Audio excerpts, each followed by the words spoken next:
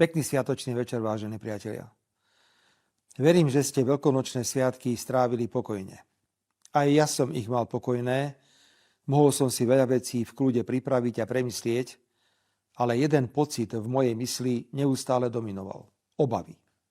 Obavy, čo sa bude diať v najbližších dňoch, týždňoch a mesiacoch.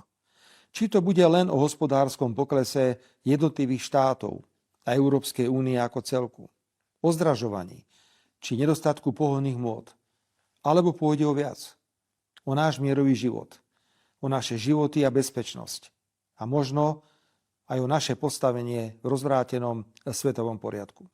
Čo máme robiť s ľuďmi, ktorí otvorene podporujú a financujú vojny, ktorí nerešpektujú medzinárodné právo a šliapu po ľudských právach? Stačí nám jedna všeobecná skutková podstata v trestnom zákone?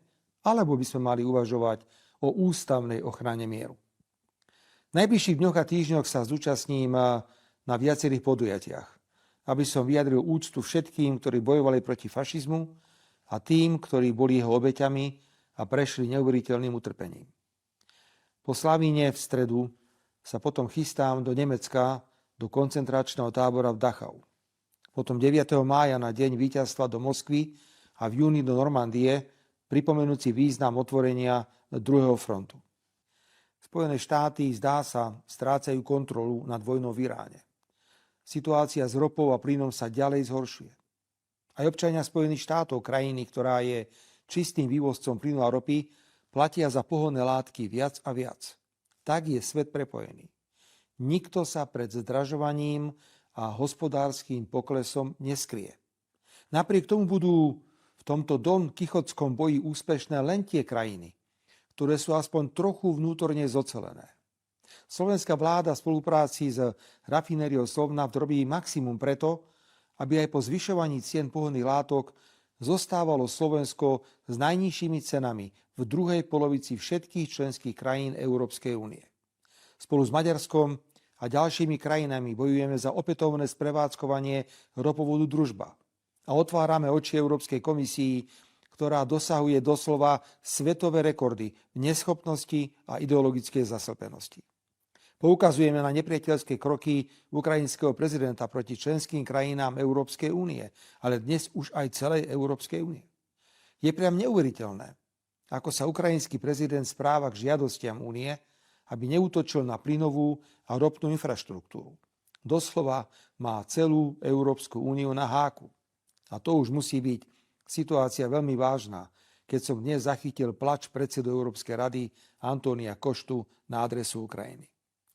Namiesto toho, aby Európska únia a Európska komisia buchli po stole a tolerujú ďalšie a ďalšie ukrajinské útoky na energetickú infraštruktúru, čo je v súčasnej kríze prehlbanej vojnou proti Iránu energetickou samovraždou. Nerozumiem, prečo teraz, práve teraz, Európska únia neodmietne poskytnúť Ukrajine 90 miliardovú vojnovú pôžičku, keď vidí reálne, škodlivé kroky ukrajinského politického vedenia. Slovensko sa na tejto pôžičke nepodiela, ale ukrajinský výsmech Európe je do neba volajúci. Veľkí hráči v Európskej únii môžu teraz v priamom prenose vidieť, ako sa bude Ukrajina správať, ak sa stane členom Európskej únie. Aby sa nám nestalo, že sa nám budú vyhrážať aj svojimi vojenskými skúsenosťami, ak nedostanú to, čo si budú pýtať. Ukrajinské politické vedenie vyhodilo do vzduchu plynovod Nord Stream. Odpojili Slovensko a Maďarsko a tým aj celú strednú Európu od ropy.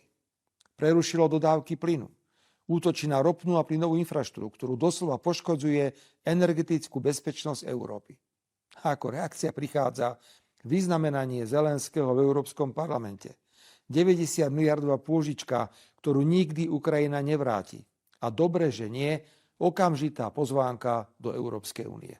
Toto zdravý rozum neberie. Z úmyselných škodlivých ukrajinských krokov a nezmyselnej vojny Spojených štátov a Izraela proti Iránu dnes najviac ťaží Rusko. Ceny ropy a plynu vyleteli do nebies a tým aj príjmy do ruskej štátnej pokladnice, pretože nie je žiadnym tajomstvom, že významnú časť ruských príjmov predstavuje práve export ruskej ropy a plynu. A vôbec v súvislosti s Ruskom sledujeme toľko pokrytectva v Európskej únii, že by na ne nestačili ani vyprázdnené európske plynové a ropné zásobníky. Koľko nám, Slovákom, mnohí v Európskej únii pripomínali, ako nákupom ruskej ropy a plynu financujeme ruskú vojnu na Ukrajine. Je to smiešný argument, pretože naše platby sú z pohľadu celkových ruských príjmov za energetické suroviny absolútne zanedbateľné. Za to ale, ak porovnáme marec 2026 s marcom 2025, tak ľahko zistíme, ako stúpol vývoz ruského skvapalneného plynu do západnej Európy. Už odmietam počúvať akékoľvek moralizovanie na našu adresu. Ak si iní bez hanby chránia svoje vlastné záujmy a ešte nás budú pritom aj poučovať z morálky, slovenské národno-štátne záujmy si budeme chrániť aj my, ale s hrdosťou a nie pokrytecky. Slovensko si musí naďalej zachovať schopnosť suverénne vyslovovať svoje názory a nebyť poslušným európskym somárikom, akým sa stane okamžite potom, čo by sa na Slovensku chopili moci opozičné decká. Už som dnes raz povedal, že v ťažkej medzinárodnej situácii a v ropnej kríze sú úspešnejšie ako tak vnútorne zocelené štáty. Ako opozícia pomáha slovenskej vláde v týchto ťažkých časoch? Vážení priatelia, ešte raz postavím tú istú otázku. Ako opozícia pomáha slovenskej vláde v týchto ťažkých časoch? Nijako. Naopak drží sa svojho programu, ktorý zadefinoval mladý Šimečka, keď vyhlásil, že úlohou opozície je škodiť. Klamú o cenách pôvodných môd. Neponúkajú žiadne riešenia. Vedú proti vláde skrytú občiansku vojnu. Toto nie je politický súboj na Slovensku, toto je skrytý občiansky konflikt. Pretože kto sleduje zúrivosť a posadnutosť opozície, musí sa spýtať, čo bude na konci tohto opozičného šialenstva. Budú po nás strieľať, ako sa mne stalo pred 2 rokmi?